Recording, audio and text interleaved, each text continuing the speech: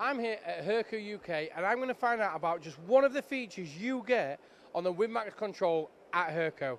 Now Andy, what are we talking about? We're going to look at solid model importing a step file and creating a conversational program from it. So what's the advantages of having that? Well, it means that it doesn't matter how you receive your information, whether it be from a drawing, a DXF file, but these days everyone uses solid models, so you can still create a program, a job, from a solid model, if that's all you're given. Now you're going to show us how this works, so whenever you're ready. Sure, okay, right, so on the control here we have an arrow on the left-hand side, so we open up that creates a new panel. We can then go to import here. This opens up the hard drive and we pick which step file we want to do. So I'll pick this one here, open it, and it brings it into the control.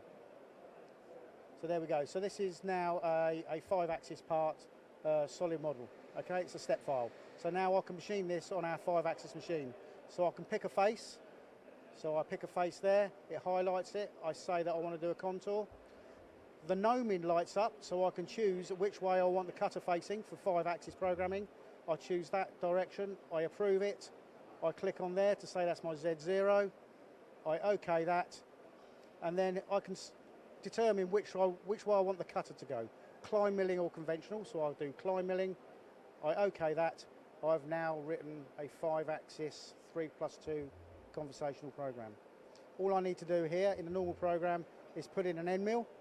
So I choose an end mill, let's choose a ball nose. So I select that, and it's pocket boundary. I can now draw that, and there we go, machined.